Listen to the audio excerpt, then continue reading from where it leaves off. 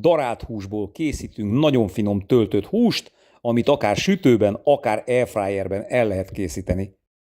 Szép napot kívánok mindenkinek, tehát darált húsból fogunk töltött húst készíteni, vagyis sütni.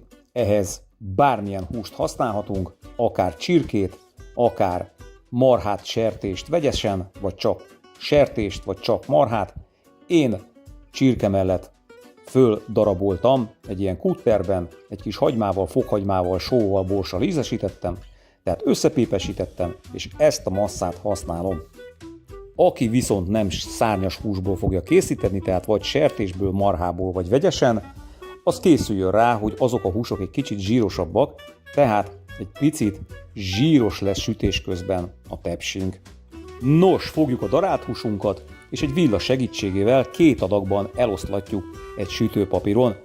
Aztán miközben én egyengettem a villával, rájöttem, hogy egy kicsit benedvesítem a kezemet, és sokkal, de sokkal jobban el fogom tudni oszlatni a sütőpapíron. Tehát az a lényeg, hogy egy ilyen szelet hús féleséget kapjunk kilapítva. Vagyis jelen esetben 2 szelet húst, tehát én egy fél csirke mellett daráltam le, és azt lapítottam ki 2 szelet húsra. A fél csirke mellett meg úgy kell érteni, hogy nem a félnek a felét, hanem egy egész csirkemellnek a felét használtam.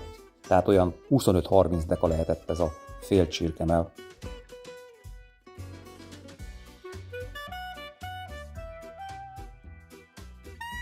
Mikor a kilapogatással megvagyunk, rátesszük a tölteléket.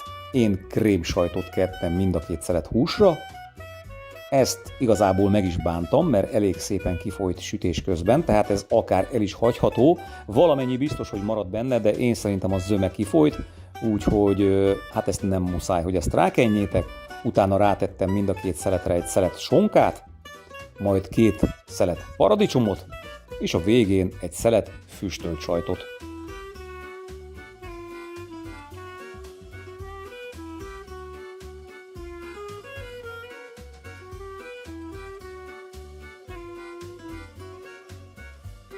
Ezek után magam felé fordítottam a szeleteket, és szépen sütőpapír segítségével félbehajtottam őket.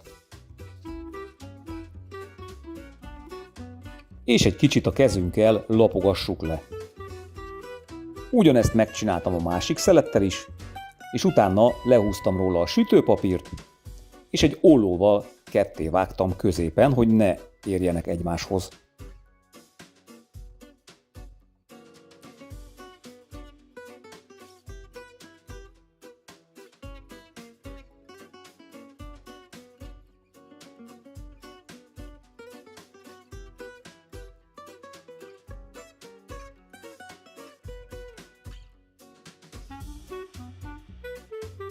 És ezek után átraktam őket a tepsibe.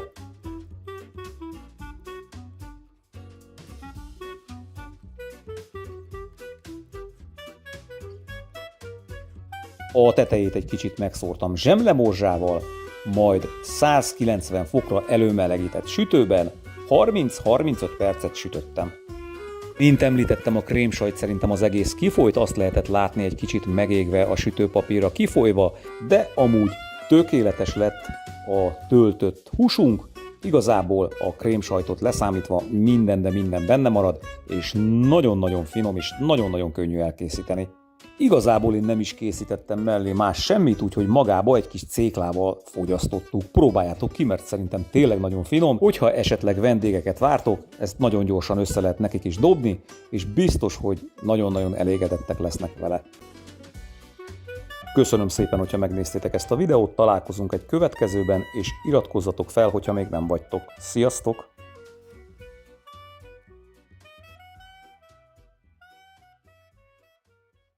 Üdvözöllek! Ez itt a Villámkonyha YouTube csatornája. Receptjeink villámgyorsak, egyszerűek, és még a kezdők számára is könnyen elkészíthetőek. Amennyiben nem szeretnél hosszú és unalmas videókat végignézni, iratkozz fel csatornánkra, mert szinte minden nap új recepttel jelentkezünk.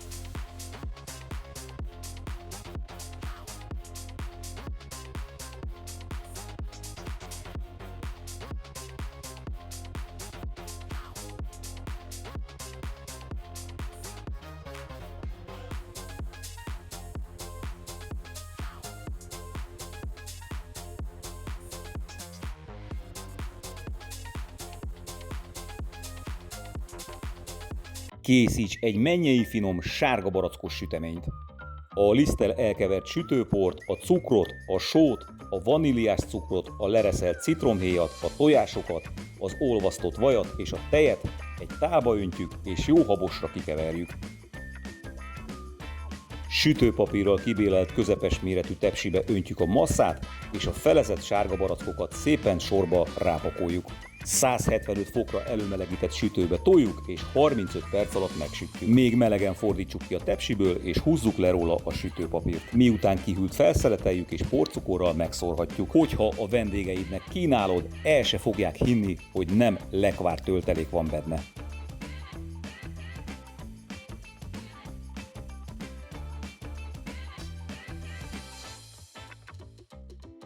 Csirkehúsos, zöldséges, pirított tészta, amolyan otthoni kínai. A csirke mellett vékony csíkokra vágjuk, és összekeverjük a keményítővel, illetve a szójaszósszal. Egy nagyobb edényben a spagettit lepirítjuk, akár csak ahogyan a tarhonyát szoktuk. Felöntjük vízzel, adunk hozzá szójaszószt, és készre főzzük alacsony hőfokon. A bepácolt csirkehúst egy serpenyőben magas hőfokon 5-6 perc alatt lepirítjuk, közben adunk hozzá egy kis szezámolajat. Miután lepirult, hozzáadhatjuk a zöldségeket, hagymát, répát, zöldbabot, újhagymát, vagy amit csak szeretnénk. A zöldségekkel együtt már csak pár percig pirítjuk, szintén magas hőfokon, közben ízesíthetjük még csilisósszal, fokhagymaszósszal, és mindenkinek jó étvágyat kívánok!